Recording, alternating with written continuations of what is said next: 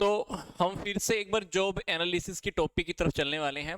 Job analysis का topic reality में है क्या, ये टॉपिक मैं अब थोड़ा सा हिंदी में भी लेकर आया हूँ, बट हम इंग्लिश और हिंदी दोनों मिक्स लेके चलने वाले हैं। तो जॉब एनालिसिस क्या है? सिंपल सी बात है, ये कह रहा है कि ये एक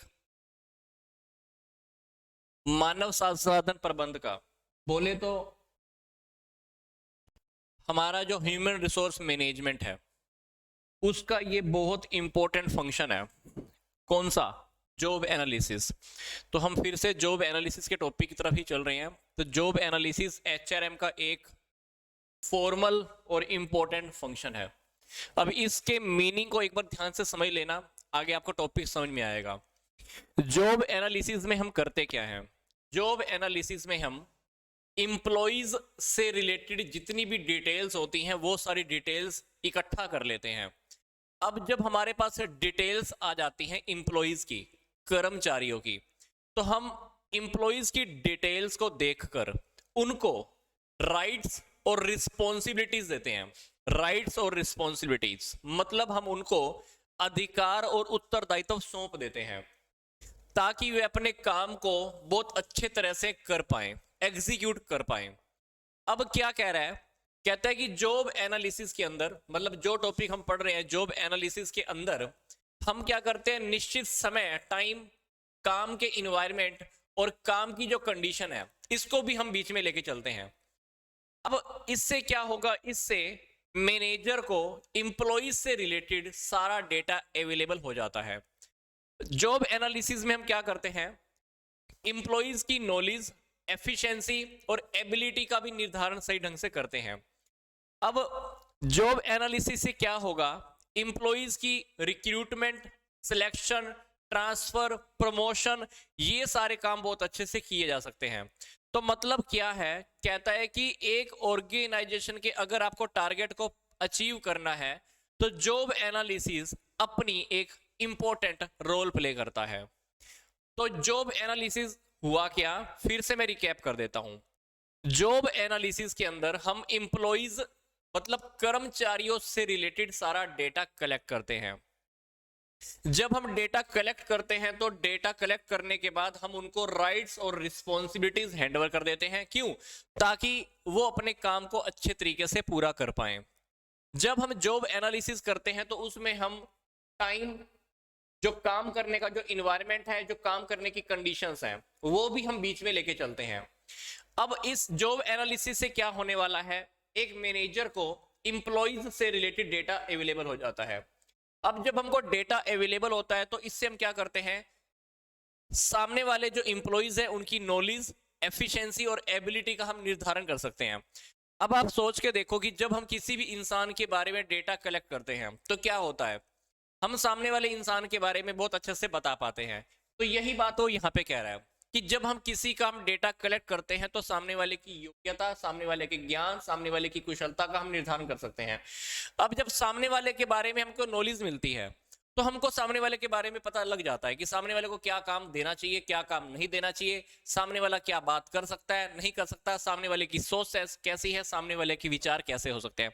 सेम बात यहाँ पे कह रहा है। कहता है कि जब हमको कर्मचारियों के बारे में, इंप्लॉइज के बारे में जब हमको डेटा मिल जाता है तो हम उनसे रिलेटेड रिक्रूटमेंट, सिलेक्शन और जो हमारा ट्रांसफर है, डिमोशन है, प्रमोशन है, ये सारे काम भी हमारे बहुत इजी हो जाते हैं।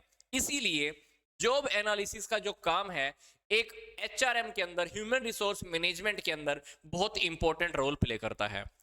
तो आई होप यहां तक का जो मैंने आपको भी मीनिंग बताया है जॉब एनालिसिस का, आप सबको समझ में आ गया होगा।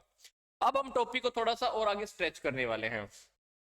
अब ये कह रहा है कि जॉब एनालिसिस से आप क्या समझते हैं और इसके जो उपयोग हैं, इसके जो यूज हैं वो क्या हैं।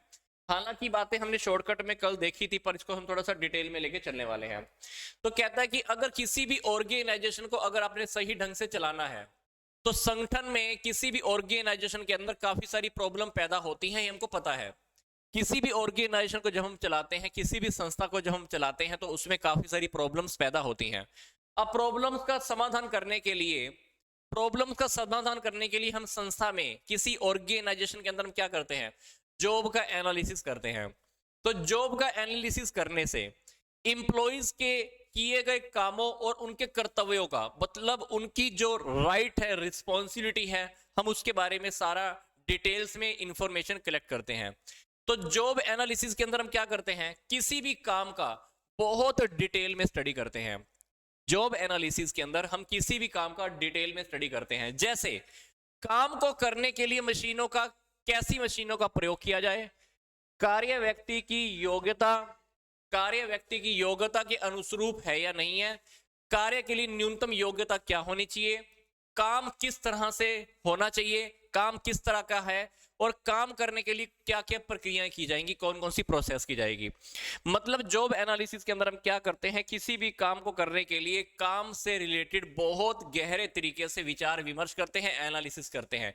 काम क्या करना है, कौन करेगा, काम के ऊपर कौन सी मशीनें यूज करनी है, काम करने वाले व्यक्ति के अंदर कौन सी योग्यताएं होनी चाहिए, कौन कौन सी प्रक्रियाएं की जाएंगी, ये सारी बातें हम डिटेल में स्टडी कर लेते हैं। तो कह रहा है कि जॉब एनालिसिस के अंदर मैनेजर्स के द्वारा काम का जो डिटेल स्टडी है वो इस प्रकार किया जाता है, जैसे एक डॉक्टर इंसान की बॉडी का एनालिसिस करता है। जिस तरह से हम डॉक्टर के पास जाते हैं, डॉक्टर क्या करता है, हमारा बहुत अच्छे से चेकिंग करता है। तो वही बात हमको यहां पे कह रहा है कि जॉब एनालिसिस के अंदर हम क्या करते हैं, बहुत ध्यान से हर काम की डिटेल में इंफॉर्मेशन कलेक्ट करते हैं। तो ये है हमारा जॉब एनालिसिस।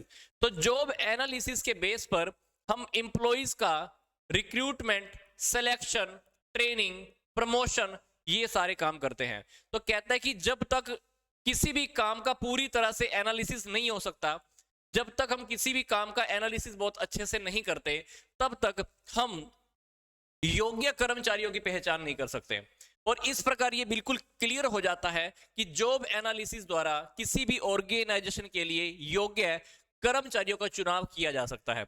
इसीलिए आजकल हर ऑर्गेनाइजेशन के अंदर जॉब एनालिसिस की प्रक्रिया, जॉब एनालिसिस का जो प्रोसेस है वो फॉलो किया जाता है। मतलब अगर आप सामने वाले के बारे में डिटेल में इंफॉर्मेशन नहीं लेते हो, तो आप उसके साथ ऐसा समझ लो, प्रमोशन, डिमोशन, उसको ऊपर वाली लेवल पे बिठाना है, उसको कैसा काम देना है, ये आप डिसाइड भी नहीं कर पाते हो। जैसे किसी इंसान ने शादी करनी है, तो आप क्या करते हो ना, सामने वाले के बारे में डिटेल्स इकट्ठी करते हो। क्यों करते हो? क्योंकि उसके बारे में आपको, उसके साथ आपको पूरी जिंदगी बितानी है। तो वैसा ही यहाँ पर जॉब एनालिसिस के अंदर है। तो जॉब एनालिसिस जब हम करते हैं तो हमको बिल्कुल क्लियर हो जाता है सामने वाले के बारे में, सामने वाले को प्रमोशन देना है, नहीं देना है, सामने वाले को सैलरी इंक्रीज करनी है, नहीं करनी है। तो ये सारी बातें हमको जॉब एनालिसिस में ही समझाई जाती है। और लास्ट में क्या कह रहा है, कहते हैं कि हर ऑर्गेनाइजेशन के अंदर जॉब एनालिसिस आजकल बहुत इंपॉर्टेंट रोल प्ले कर रहा है।